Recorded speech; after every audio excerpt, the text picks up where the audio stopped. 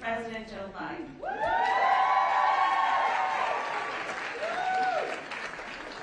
So thank you all for showing up here today. Thank you. And thank you. We're here together. And for showing up for our communities. And showing up, in this case, for the city of Detroit. Detroit really is, and I've been here many times, so I say this with knowledge. Detroit really is the definition of resilience. It really is. Time and again, this city has been rebuilt. This city has been reborn. Time and again, this city has helped lead our nation through war, through recession, and most recently, through this pandemic. At the very start of the pandemic, companies in Detroit, from small batch manufacturers to big three automakers, converted their factories and produced protective gear and ventilators for our nation's hospitals. You did that not only for the folks locally, but nationally. As COVID-19 cases rose, it was Detroit's frontline workers who worked around the clock to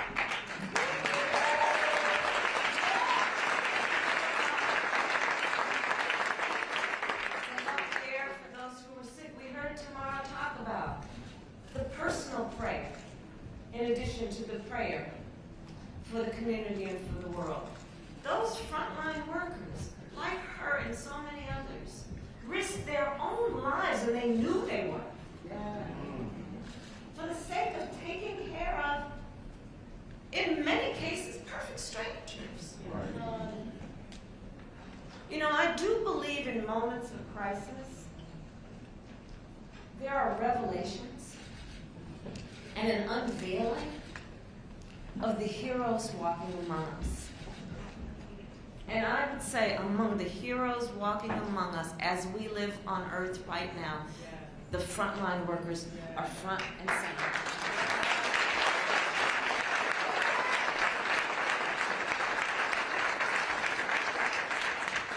And here in Detroit, as families went hungry, Detroit's food markets worked in communities to help feed those in need. And again, I'll tell you a story. I've been traveling around the country, and I know it's true in Detroit as it is in other places where I've heard stories about food distribution centers where folks would work and volunteer. Some had lost their jobs and they volunteer in the food distribution center. Others would volunteer their time. And because of the nature of COVID, the recipient would be in line in their car, sometimes for hours, and then when they drive up to the place where they were supposed to get the food, they pop their trunk, because of course there was no interaction, physical interaction, and the volunteer would look in the trunk, the empty trunk, and see there a handwritten note written by the driver, the occupant of the car, thanking the volunteer for the time that they took to help them. Other times, the volunteers, when the trunk would pop open, there'd be a $5 bill. People who had nothing, barely could make it, and what little left they had, to thank the volunteers for the value of their time and their labor. These moments of crisis have in so many ways unveiled the grace, the dignity that each of us know we have and should give. So as we reflect Detroit on these days, these are the things I think about. As schools here in Detroit went virtual, Detroit teachers went the extra mile to educate the city's students.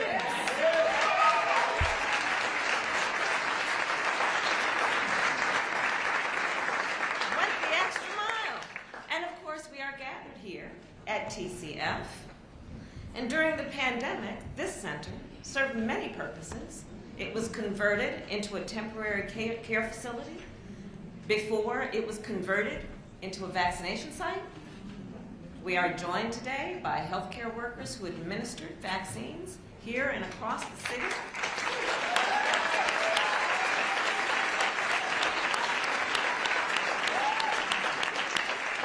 You are the heroes. You are among those heroes I was speaking of.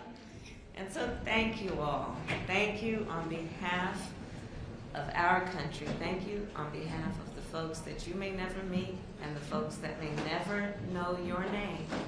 But because of your work and your resilience, are all the better for what you've done. And so here we are today. We are together and we're thinking about a lot. And we know that across our nation, COVID-19 cases are down from the peak. COVID-19 hospitalizations are down.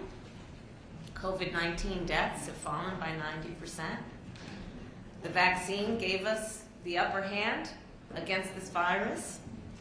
And nearly 160 million Americans are now fully vaccinated.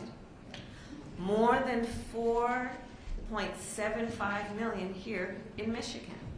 This is incredible progress. And we need to build on that progress. And we need to build on that progress now. Because there are still a whole lot of folks who are not yet vaccinated. And that is certainly true here in Detroit. So I'm here to say thank you, congratulations, and we have more work to do.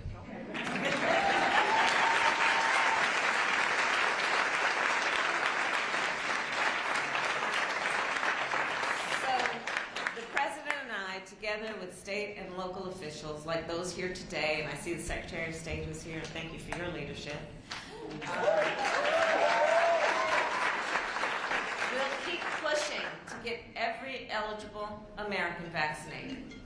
Last week, the President spoke about what our administration is doing to boost vaccination rates. And basically, it boils down to two big things.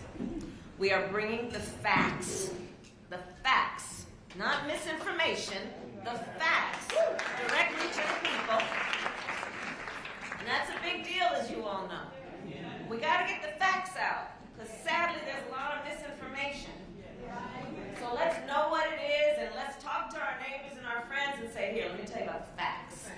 Okay, the facts, one. And two, bringing the vaccine directly to the people.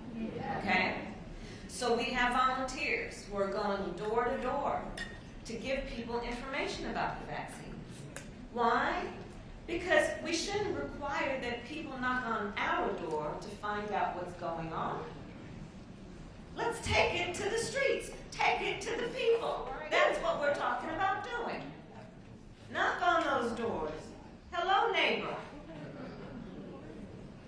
We also have vaccines being sent to primary care doctors and pediatricians.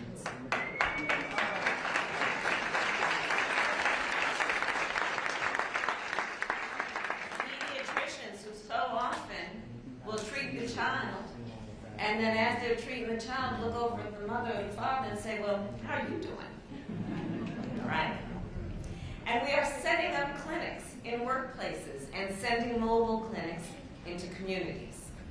We are leaving no stone unturned because we know getting vaccinated, here's the thing, getting vaccinated is the single best defense against COVID-19 and its variants. It's the single best defense. And folks, this Delta variant is no joke.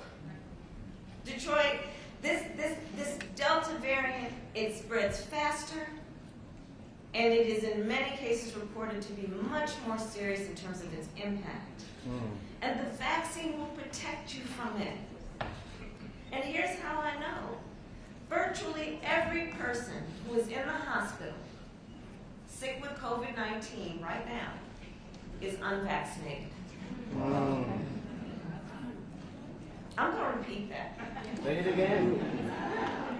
Virtually, it's a fact.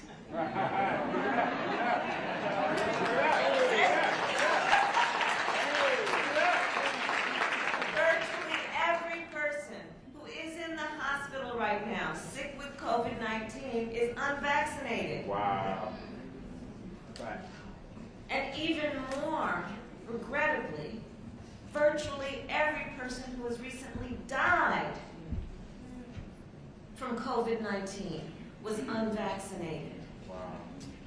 The loss, the tragedy of that loss.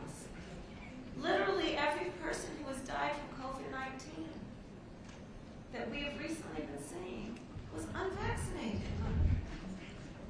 You know, you hear doctors now talking about when they're treating someone in the hospital these days for COVID-19, and then they ask, well, have you been vaccinated? The kind of response they're getting, sometimes it's nonverbal, but it's kind of people looking down and saying, no, I haven't been vaccinated. So let's do this in a way that we don't judge anybody. We're not looking down on anybody. But we do want to give them the information because nobody should have to live with any kind of sense or feeling of regret when there's so much that's available to help them. You know, I got my second shot back in January, and I'm so glad I did. And of course, you know, I thought, oh, I could handle anything. But that next day, I was a little off for a couple, you know, I was just not feeling so well that next day. But that was it.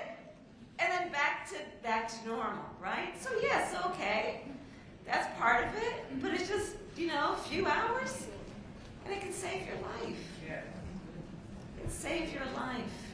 In the words of your own Miguel Cabrera, he said that the shots are nowhere near as bad as the virus. Fact.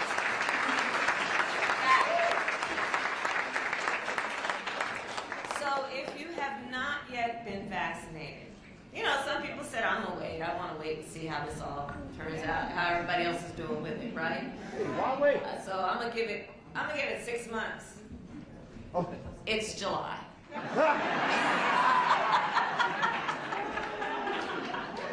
It's time. It's time. So it is time, and it is time to roll up your sleeves and get the shot. And if you already have, find someone who hasn't and help them. And talk to them as we are having this conversation now. Born out of love, born out of concern, and born out of knowledge, again, that it will save lives. You know, a couple weeks ago, I was down in Atlanta at Ebenezer Baptist Church. And it was good to be back there. And the church, of course, you all know this is the church where Dr. King preached. Yes. Until the day he died. And today, it is a place of worship, but as most places of worship, also a place of healing. It is a vaccination site. Yeah. Then and now, a place of healing. And when I was there, I talked with a bunch of folks, and in particular, I met with a bunch of folks who had just been vaccinated, and the healthcare workers who administered the vaccines. And I said then, what I will repeat today, I do believe that the act of getting vaccinated is the very essence of what the Bible tells us when it says, love thy neighbor. Right? Because what we know is, one can ask, well, who is one's neighbor? Is it the person who lives to my left, lives to my right? I know them, may borrow a cup of sugar, right? But what we know it means when we talk about love thy neighbor is that, yes, it may be the person next door, and it may be the man on the side of the road, and it may be a perfect stranger. And in the face of that stranger, you see a friend. That's what this is about. And so by getting vaccinated, you are loving your neighbor. And so I will end, Reverend Anthony, where I began, with the point about Detroit's resilience. Detroit, you know better than most. Resilience is not automatic. Not everybody has it. Resilience is made. Resilience takes determination, and it takes work. And resilience requires love. So in that spirit, and in the spirit of resilience, let us rise up, Detroit. Let us rise up, Michigan. Let us rise up, America. And let us end this pandemic once and for all. We can do this together. I know we can. Thank you.